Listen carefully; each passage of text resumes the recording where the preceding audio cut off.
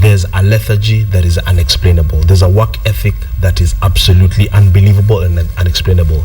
People spend a lot of time daydreaming. People spend a lot of time scheming and doing everything else apart from doing what they're supposed to do. And so what Westgate has shown, and here I agree with social commentator and consumer advocate Sani Bindra, that as a country we have to just take a pause and take stock, because this Uzembe is going to finish us. It's going to kill us. We are not able to, Sophia, to be vigilant, to stay on top of things, to understand what the dots are, to connect them, to make the bigger picture. It is all about the looting mentality. It's all about the money culture. And many of us have warned about this before, where, you know, I'm sorry to say, but virtually every Kenyan is just thinking of how can I strike it rich? What can I do, you know, to move my individual self forward and make a lot of money? This culture is prevalent in the public service. It's prevalent in the police service. It's prevalent, obviously, in the army. It's prevalent in companies and what have you. And so I think that even the giving of these faces on CCTV, it's kind of in a jumbled manner, because now you're seeing pictures of them, I guess, at a banking hall entrance.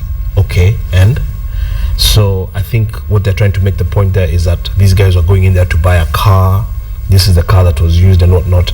But altogether, a very jumbled operation, very horrible communications strategy across the board.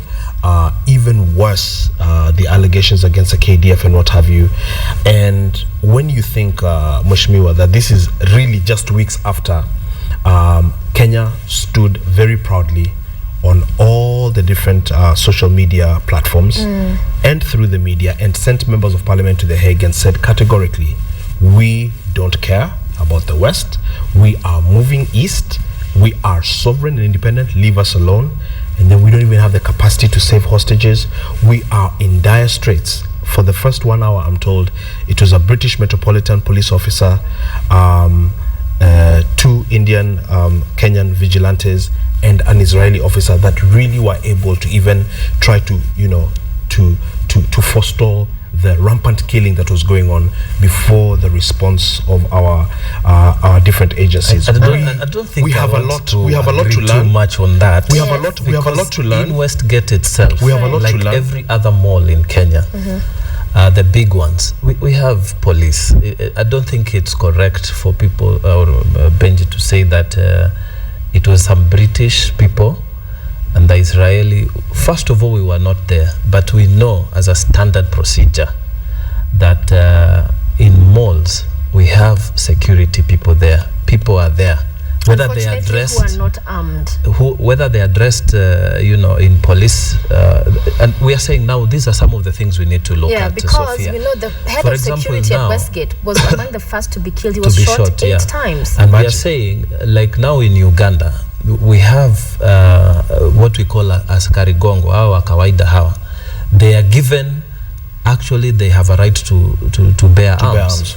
But in Kenya we don't have that. Yeah. Now amongst the things we need to do is to look at all those things going forward. But going forward. But I also think security did a good job, Benji, and we don't want to minimize what they did. Right. I am not comfortable with that. I want to ask you this question, Mheshimiwa, as we rope it in with what we are asking today, our viewers. We heard the president speak during the national prayers for the Westgate victims, and these were his words, I quote, "We will stay there," of course referring to Somalia, "until they put their house in order." So he was very categorical that this does not in any way mean Kenya is pulling out. But hold on, Benji. So Kenya will stay there. And today we are asking whether Kenyans feel security agencies have since done enough to keep us as a country safe.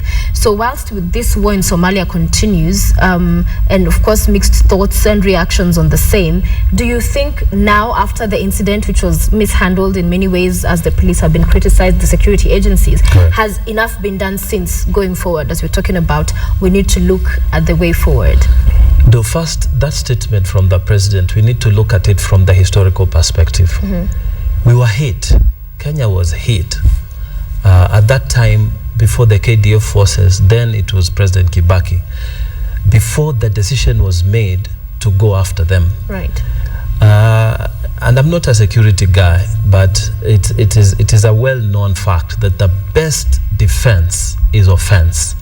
So if we know we have Al-Shabaab militants who are based in this particular side of Somalia and they're hitting us, you don't say, I'm going to just secure my borders. You have also to go after them. And that was the logic that was behind the crossing over to Somalia. So looking at the history of that, when the president say that we will stay in Somalia, because the inference that was there and the intelligence that was there was that Al-Shabaab is saying it was going to make Kenya uncomfortable until they leave, KDF leaves Somalia. What we are saying, what the president was trying to allude to, as I understand, is that mission must be finalized properly and the security situation handed over to the government that is in charge before we just pull out. Because if we pull out and leave it and then we expose ourselves, then we will not have accomplished much. Okay. And it's the same thinking that was there when Al-Qaeda hit the US. They actually went all the way to where they believe Al-Qaeda was in Afghanistan. And they have stayed there and do you think security agencies have done enough? No, up to now, like we've said before, we said in this meeting here, and we've told Kenyans, there's so much more that needs to be done. And I will agree with anyone that we have a lot of areas in which we can improve on. We need an upgrade of the security system. We need to check how we are issuing our passports. We need to look at how immigration is doing its work, how we are securing borders. I have said it before here that in some countries they have erected actually walls. We can spend 1 or 2 billion, you know, just to be sure that in this porous part of Kenya, we need to make it better. So I think going forward, there's a lot of space for improvement. Benji, let me bring you in now. And he's given a little bit of that background that led Kenya into Somalia. Now the president's saying we will, as a country, Kenya will continue to stay in Somalia. But the question is, since Kenya went into Somalia, there have been about 70 attacks on Kenyan soil by the Al-Shabaab, claimed by them, of course, the biggest one being Westgate. So has this attack and onslaught going into Somalia come at too high a cost for the country? Without fear of contradiction, I disagree with the president on this. This is a wrong policy decision. How terrorist cells work is they are loose networks that operate very independently but under a common ideology. It takes the action of a unified nation such as Kenya, such as United States, such as Israel, to bring these loose networks together, so you're saying we to should give them a Somalia? common enemy. We should never have gone in. This is a discussion that was never had. There's been a lot of, ignorant discussion on the issue of security, because as I listened to several MPs over the last 1 week, many of them have not taken the time to study, don't have the history, have not been very well exposed and traveled to these different countries to understand what the issues are. And this is a very sensitive issue. Kenya is not the kind of country that has the luxury to attract this kind of war. I'm not saying that we need to show fear, but I'm saying that we have very serious challenges at home, Sophia. Security experts have said we were doomed if we went in and doomed if we don't. So we went in. So now you cannot say we shouldn't have. Since we are there, now the question is, should we stay or should we What the policy should be, I'll be very clear. Yes. What the policy should be would be to strengthen and harden our borders, to manage our border security very well, and to include our security in the homeland. It should not be for KDF officers to be seen in Kismayu and pointed at as the enemy, and thus giving the impetus and the justification to the Mujahideen, to the Al-Shabaab, to the Al-Qaeda. That is the truth. There's going to be very, very serious ramifications, so because this is how these Uhuru Kenyatta, the president, should have the KDF come from Somalia, come back home. I mean, we don't want this to be our Afghanistan. That's exactly what happened with Afghanistan. Is you went and got bogged down, spent a lot of money. Will the solution be to retrieve the soldiers, to bring them back? Absolutely. I mean, once you break some of the terror networks and have them on the run, the solution is to immediately then pull back. But they still have not won that battle. You see, I wanted to just cut in here and say, if you know this is a tree you're cutting, and you're just cutting a branch, that tree will grow again if you're not dealing with the root. And that's why we needed, and at that time advisedly so, we needed to go in we needed to go in because Absolutely we want to deal with the root. And obviously, you know, there are two sides to it. We can agree or not agree, but the people who are then in authority decided we needed to go. And in the thinking, and where I agree, is that once we finish with the work, we need to cut our losses and come back. Okay. But have we actually finished? That's the question. Yes. Have we handed over the security situation to the transitional government authority of Somalia? Not yet. So as long as the UNISOM and other countries are still there, it will even be wrong for Kenya to pull out, because we'll be against international. All right, Sophia, I cannot allow him just to get away with that, because it's very important to understand the Islamic radicalism dynamic. Kenya is by and large a Christian nation. Madrasas are happening every day. The Mujahideen gets a lot of money from Al-Qaeda, and specifically what they're indoctrinating women and children is that is a kafiri, that's an enemy, and there they are. Therefore, you have a long queue of volunteers ready to blow themselves up in discourse, in malls. I think that is the reality, Mheshimiwa. Also on national issues, I want to say the this. issue is that serious. No, don't shout, Benji. The issue is that shouting serious. Does not change. We're talking facts. about terror. You can't change facts by We just shouting. lost innocent people. I want to say this. It is wrong for you to come on national TV, Benji. And you know, I was brought up in the coast. You cannot say madrasas are just a place where people are being not all of them, but I'm saying, so please, look at the allegations on the masjid. Make the point, but don't say like Sunday school children are all. I think that is not correct. But I'm saying the indoctrination happens through madrasas. Do we agree on that? No, because not necessarily, because there are many other forums that can happen. Just I'm only but saying, that's one of them. Make your point, but let's not also rounding everybody in one basket. No, I'm not putting. That's why I said radical. Is because you see, we need to have this conversation for people to even understand. Right now, there are a lot of people angry at the entire Muslim community. All you have to do is go on your Facebook or on my Facebook. Okay, Benji, we need to go to another discussion right now, because this is definitely one. There's so much. It's a very hot one. It's a very hot topic. It is. It's a story that will continue, and we'll continue to talk about it, of course, until. Yeah, but again, it's our responsibility. You know, if you look at what the religious leaders are doing and what the political leadership is trying to do, is let's not, people can have their feelings, and it's okay. It's fine. But let us discourage, radicalization.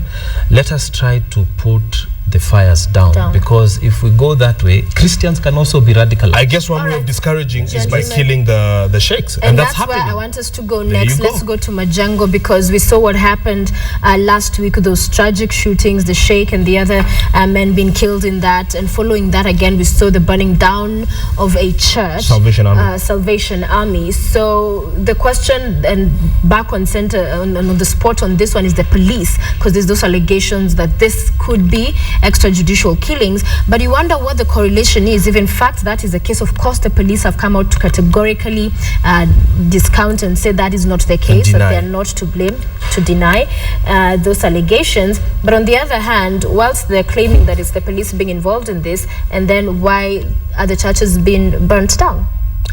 Again, back to my argument. But see, this is the thing that we need to deal with. If you remember, there was a tourist who said, when they were looking at the JKIA incident, the burning of that, they said they were descending and they saw a small simmering fire. Later on, this one grew and it became so big, and we had a national crisis, a regional crisis. Right. I want to say religious intolerance, it's a terrible thing, and we must do everything possible to try and contain it when it is a small fire. And any person who will be suspected or involved in this kind of thing must be dealt with by the arms of the law.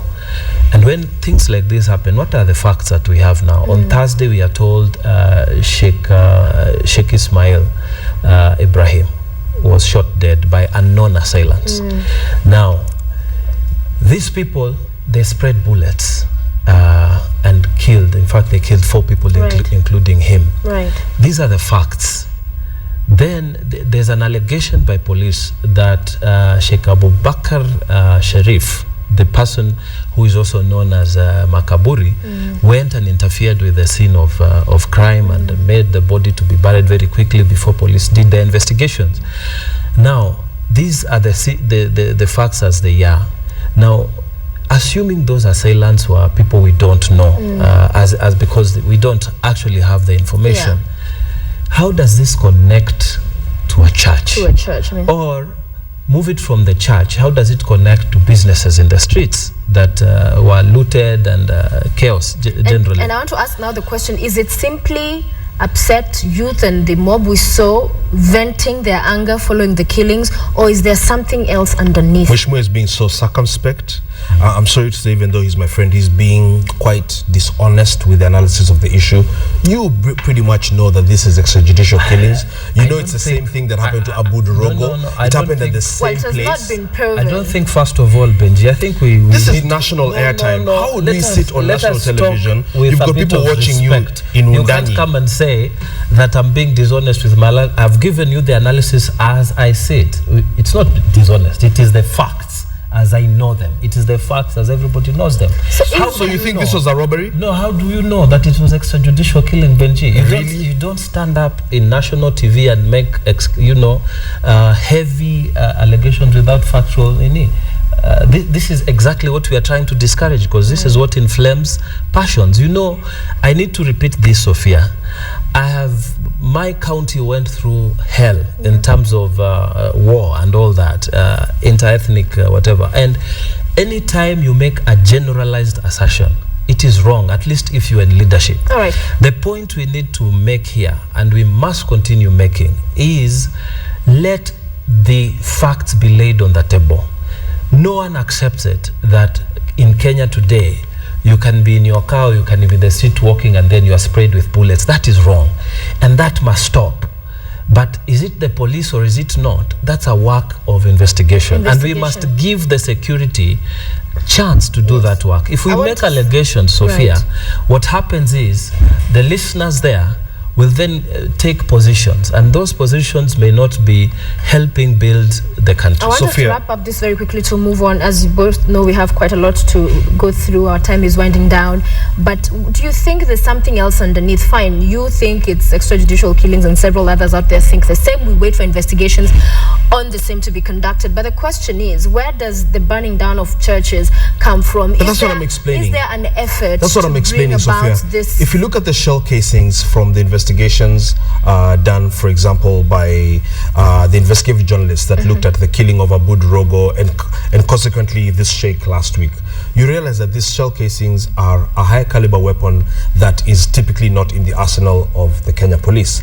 And therefore, in the war on terror, where these are sheikhs accused of radicalizing and calling for jihad, clearly they are just being, quote unquote, taken out. These sheikhs are clearly just being taken out, as they themselves have conceded. In fact, in the case of Abu Drogo, I think you saw the investigative piece where he said, I know they're going to kill me anytime now. They have already tried. I know I'm living on borrowed time. You've had Makaburi say the same thing. You saw the other time when they came to court in Nairobi, they got kidnapped, and it was only after they called in the public's help that they were able to get released and what have you. And so obviously this is not a question of any sort of robbery or any just killing. But the reason churches are being burnt is because, again, within the realm of Islamic radicalism, it is a government, whether it's US, whether it's Israeli, whether it's Kenya, of the non-believer that is waging war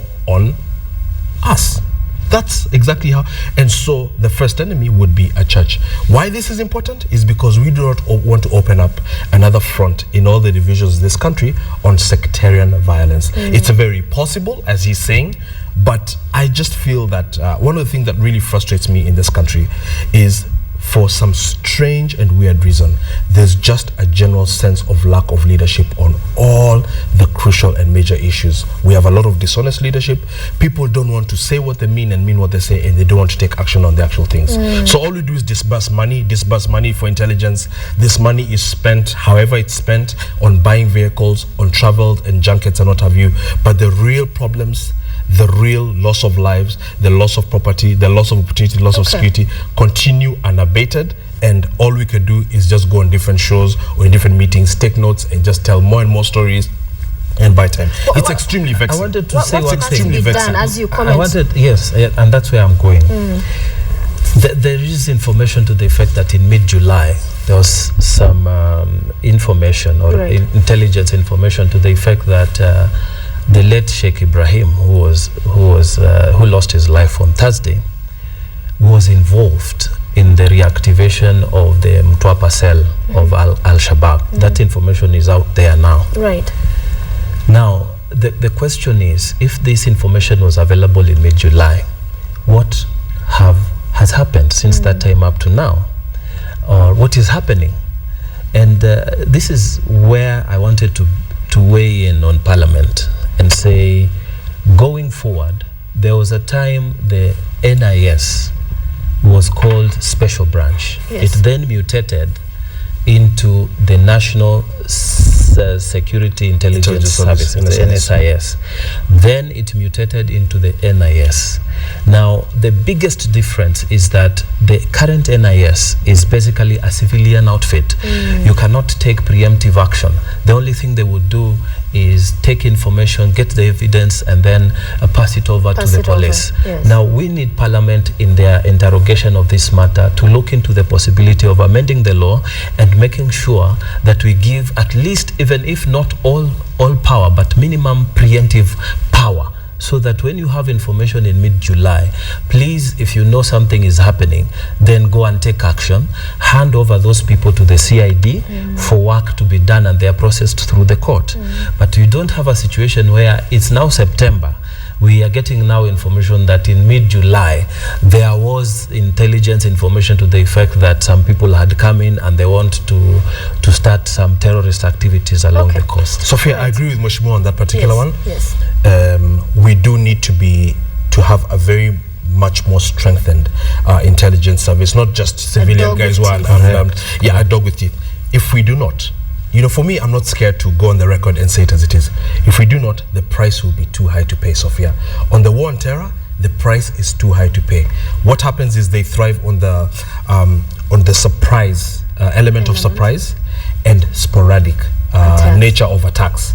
Like I said, today it's a church, tomorrow it's a mall, the other day it's a disco, the other day it's a stadium. The price will be too high to pay in innocent blood. All right, let's now move to by-elections, a little bit of politics, quite a lot of the war on terror there, and we hope this is a conversation that we'll continue to have in coming days. Moses Wetangula's election nullified last week, and by-elections later he's appealed the decision.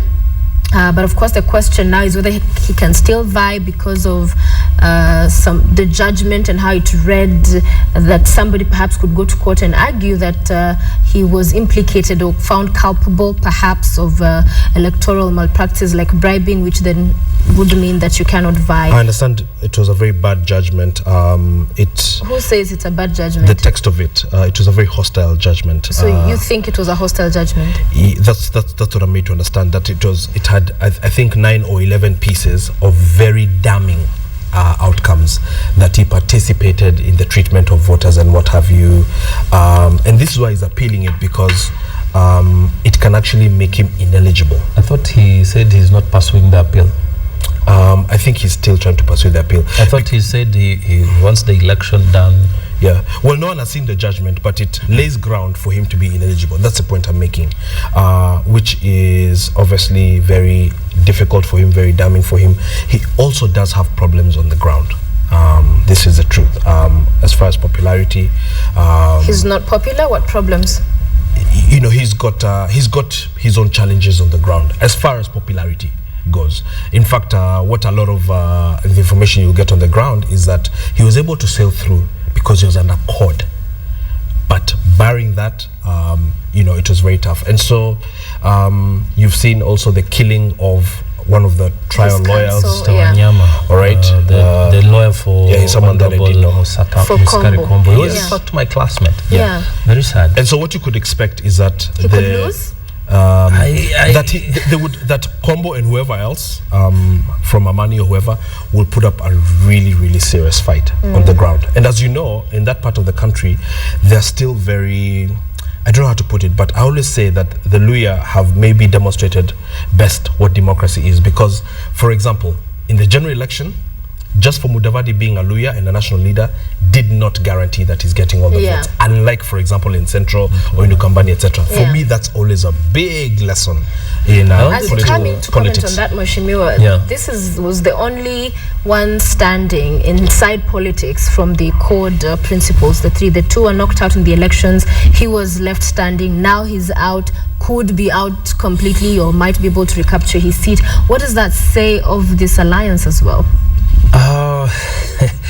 Before I say something about the alliance, I wanted to just mention that as we stand now, Moses Wetangula, Honorable, is still eligible to run for the next election. In fact, the only person who can say you are not eligible is unless there's another court order that says you cannot run. Cannot run. Because if you are said to have participated, an election offense has a process. You have to be charged in court. That's what the law says. Okay. And then if you are found guilty, then you are barred. That's why there may be some findings, but it's not going all the way to say you cannot stand. So but as it we stand be used now, as grounds to now go to court. As if someone does that, but there's got to be a process, and you have to prove an election offense, and the process, the burden of proof is higher than in a civil case. Anyway, leaving that, as far as we know now, he's still eligible. But going to the issue of by-elections, I wanted to first of all make a general statement that by-elections are not normally fought on whether someone is good or bad, whether Mgatana is good or bad or popular or not popular. By-elections considerations normally, first of all, the general thing is that normally the turnout is very poor. So if you had 60% turnout during the general election, you expect about 30-40% turnout. Okay. So that's a fact. Secondly, by-elections are normally determined on the basis of national politics, because they come in between issues of what the government is going through at the time, and opposition and so on. That's why the midterm elections in the US, Barack Obama lost the Congress, and they took charge of both houses, and now that's why he's having the problems he's having. Mid-elections and by-elections are not very good for standing government. And I'll give you a quick example, the Mutula Jr.'s case. If you look at the race between the late Senator Mutula Kilonzo and Honorable Mwao, it was very close, It was a close call. But then when the by-elections came, national issues came in, and then it became a landslide. So I expect, going by what politics has been in the past, there will be a low turnout in the Bungoma senatorial election. And then I also expect that other issues other than Wetangula as a person will dominate that campaign election. And to have had the former Prime Minister after the ruling again criticize the ruling, saying it was wrong. What is you that could say about? that he was just playing politics, but let me just clarify that Mutula Kilonzo that Senior has potential to ignite feelings. The minute you of keep course. saying that about a national... And what he's saying is what millions of Kenyans feel. They feel that the judiciary... But are they feeling that because he keeps saying it after rulings go against his wish? Well, you know very well that many millions of Kenyans didn't agree with the Supreme Court ruling. Everybody knows that. You've seen how quiet the siege has been since then. But after the Prime Minister perhaps also went out to disagree? Yeah, but I mean... Because now the question has been that every time a ruling goes against what he'd prefer it to go, then it's a bad... You could also ask how come the rulings always go against him. For example, he submitted an 800-page affidavit, which was not considered, which was pretty substantive. No, we're not trying the case here again. I'm just saying, for example, I go around and observe some of these rallies. Okay. You can be sure when Raila calls a rally in Matungulu, in wherever he does, and it's got full, support. I just saw the other day, by the way, in Kericho, Murkomen could hardly even make a statement. That was a bit funny. I've seen it all over Twitter because it was in the Rift Valley. And you can be sure that he's speaking for millions, he's speaking as a leader. The reason for Murkomen's problems, now there's another county bill in the Senate. And the governors are opposing it. And obviously, no matter how popular you are, Politically speaking, whenever you are standing on an issue that is unpopular and there is a political rally and all the leadership is against you, you can't speak.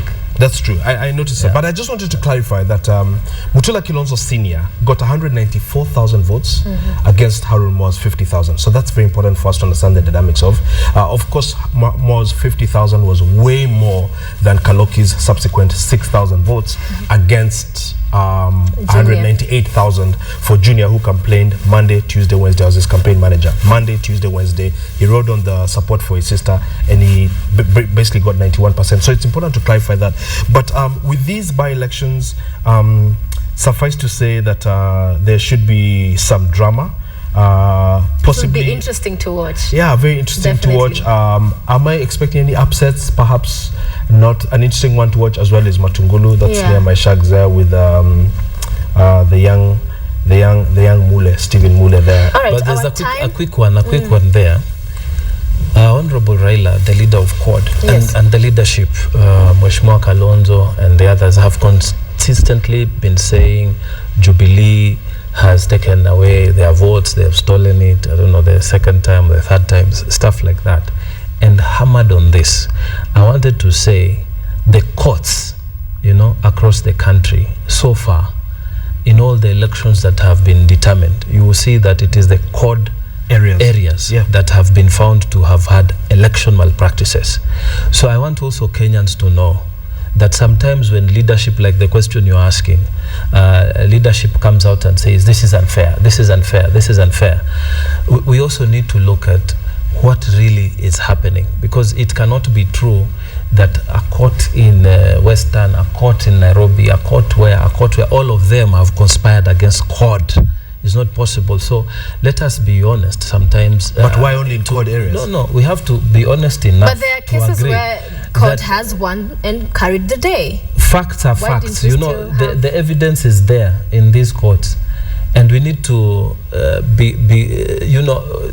one of the things that media must do is to tell Kenyans that sometimes political statements are just that, political But unfortunately, statements. you and I, seated here, the three of us, can talk and know, that's just a political statement. Mama Mboga at home, the minute she hears the court was unfair, they ruled against because of this and this. So that's why even for the leadership, there's that responsibility with whatever words they use. You cannot just make careless statements in the political realm. In fact, Sophia, it impacts on people. I needed to say this. Leadership in Kenya, whether in opposition or in government, we need to agree that the one person that we are loyal to is the Republic of Kenya. Which unfortunately does not happen. And we need to respect institutions. Not a person. But I guess one of the institutions, people are asking, one of them is judiciary. Okay. It's not nice, and I hope it will come which out in itself is having a mad bath. How? When you're swimming in mud, how do you clean yourself? It does not look so good enough for the judiciary. As our time winds up, he's launched a new book. Let's quickly discuss that. Flame of Freedom, an autobiography. We have about 2 minutes to go. Your thoughts on what's in this book? Let me just say that Flame of Freedom should have come out exactly this time last year. We're now in October. Prior to the election, just because he's trying to, redefine himself. He's not just a Luo kingpin, excuse me, he's a national leader who has struggled. I heard him yesterday explicitly talk about his detention years. It's not like Raila to actually talk about that himself. Other people talk about that. He never does himself. Unfortunately, he probably couldn't come out with this book last year because it would have been seen as a reaction to his former chief advisor's book, peeling back the mask, Miguna. So again, you get to understand that the fallout with Miguna, as I had said on different platforms before, to me was a very unfortunate and very destructive event. But sometimes it's all for the better of the country. It's a good book. I'm going to read it. I guess, we'll talk about it more when we actually all Yes, get to I haven't read it. I just wanted to say that I also hope,